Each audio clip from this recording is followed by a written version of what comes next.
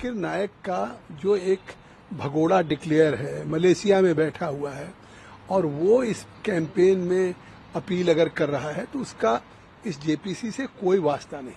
और जेपीसी का गठन किया है जिसमें 21 मेंबर ऑफ पार्लियामेंट लोकसभा के हैं, 10 राज्यसभा के हैं और वो हम सब लोग उस पर बैठ के एक लगातार मीटिंग चल रही, कंप्रहेंसिव डिस्कशन कर रहे हैं। वक्फ जिस पर्पज से होता है, आम मुसलमान को, पसमानदा को या गरीब लोगों को या बच्चों को, महिलाओं को, उनके हक में उनको फायदा पहुंच सके। इस पार्लियामेंट्री डेमोक्रेसी में ये कहा जा रहा है कि इस बिल को ही रिजेक्ट कर दीजिए और ये बिल मतलब इस्लाम के और चीज़ों के खिलाफ है। तो आखिर ये बिल तो वक्त का पहले से है। ऐसे बहुत से ईमेल आए हैं कि साहब हमारी प्रॉपर्टी है, उस पर वक्त ने अपना स्वामित्व जता दिया है। ऐसे बहुत से केसेज आ रहे हैं, लोग आज भी मिल रहे हैं लगातार कि हमारे साथ ये एग्रीव्ड हैं कि जाकिर नायक का जो एक भगोड़ा डिक्लेयर है, मलेशिया में बैठा हुआ है और वो इस कैंपेन में अपील अगर कर रहा है तो उसका इस जेपीसी से कोई वास्ता नहीं। और जेपीसी का किसी कैंपेन से भी कोई वास्ता नहीं है और न जेपीसी ने कोई क्यूआर कोड जारी किया। जेपीसी ने एक पब्लिक कम्युनिकेट किया था कि जो हमारे वक्फ अमेंडमेंट बिल जो 2024 है उसके जो अमेंडमेंट्स हैं, उस अमेंडमेंट्स के सिलसिले में अगर कोई सजेशन देना चाहे, कोई अपने व्यूज देना चाहे या कोई मतलब तो वो मेल के थ्रू या आप चाहे पर्सनली खुद हमारी कमेटी को दे सकते हैं। और जो उस बिल के संबंध में हमारे हैं हम उसी पे विचार करेंगे। हमने ये नहीं है कि अगर बिल से बाहर ये कैंपेन चल रहा हो कि इसको रिजेक्ट कर दिया जाए या इसको वेलकम किया जाए। ये जेपीसी इस पे नहीं, जेपीसी को पार्लियामेंट के स्पीकर ने इस अमेंडमेंट बिल पे एक जेपीसी का गठन किया है जिसमें 21 मेंबर ऑफ पार्लियामेंट लोकसभा के हैं, 10 राज्यसभा के हैं और वो हम सब लोग उस पर बैठ के एक लगातार मीटिंग चल रही, कंप्रहेंसिव डिस्कशन कर रहे हैं और एक अच्छा हम रिपोर्ट तैयार करें जिसके आधार पे एक बिल हो जो अपने आप में एक ट्रांसपेरेंट हो और वक्फ जिस पर्पज से होता है, आम मुसलमान को, पसमानदा को या गरीब लोगों को या बच्चों को, महिलाओं को, उनके हक में उनको फायदा पहुंच सके, चाहे एजुकेशन का हो, चाहे हेल्थ का हो, इस तरीके से चीजें हैं। सर कौन है जो 19 और 20 की मीटिंग में पार्टिसिपेट करेंगे इस जेपीसी के डिस्कशन में? देखिए, हमने एक प्रोफेसर फैजान मुस्तफ़ा जो है, जो वाइस चांसलर है, इस्लामिक स्कॉलर हैं, उनको बुलाया है। पसमानदा मुस्लिम हाँ ये एक संगठन है, उनको बुलाया है और all India Muslim personal law board को बुलाया है जो एक संगठन है। All India Sajjada Naseem council Ajmer को बुलाया है और इसी तरह से फिर एक फर्स्ट भारत का है वो है, हमने इस तरह से, और एक मुस्लिम भारतीय मंच दिल्ली है। इस तरह से हमने तमाम डिफरेंट ऑर्गेनाइजेशंस को 19-20 में हमने बैठक रखी है। अब तक जो सुझाव मिले हैं 88 लाख 84 लाख के आसपास इनबॉक्स मेल पर, क्या सभी सुझावों को जेपीसी कंसीडर करेगी?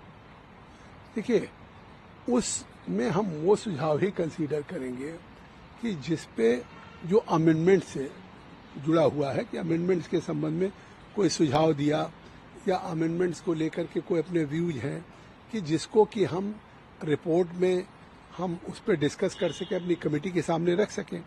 क्योंकि आप देख रहे हैं कि एक लगातार एक कैंपेन कोशिश हो रही है, तो आखिर आज तक के क्या इतिहास में 83 या 84 लाख कोई इस तरीके से ईमेल आए होंगे?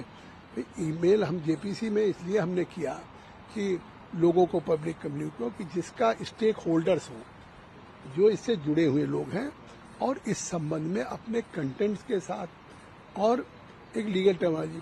अब एक लगातार आप सोचिए कि इस पार्लियामेंट्री डेमोक्रेसी में ये कहा जा रहा है कि इस बिल को ही रिजेक्ट कर दीजिए और ये बिल मतलब इस्लाम के और चीज़ों के खिलाफ है।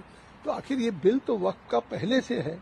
इसके पहले 1913 में से बना और आज लगातार चाहे 95 में हो या 2013 में हो, कई बार अमेंडमेंट हो चुका है। तो ये नए सिरे से इस तरीके से कैंपेन हो रहा है, चाहे जो भी संख्या या ईमेल आ रही हो, उसमें हम उसी पर विचार करेंगे जो अमेंडमेंट से जुड़े हुए चीजें हैं, जिसमें सुझाव है, राय हैं और जिसका वैधानिक है। एक आखिरी सवाल सर, जिस तरीके से अफवाह फैलाने का प्रयास किया जा रहा है, QR code versus QR code, कहा यह जा रहा है कि हिंदू संगठन भी कुछ क्यूआर कोड निकालकर उसका जवाब देना चाहिए, जेपीसी इसको कैसे रोकेगी? क्योंकि इस पर अभी डिस्कशन आप लोगों के पास है, ये भ्रम ना फैले लोगों के बीच में। देखिए, मतलब हमने अगर लोगों से सुझाव मांगे थे तो इसमें कि आप करें QR code versus QR code, इससे जेपीसी का कोई नहीं।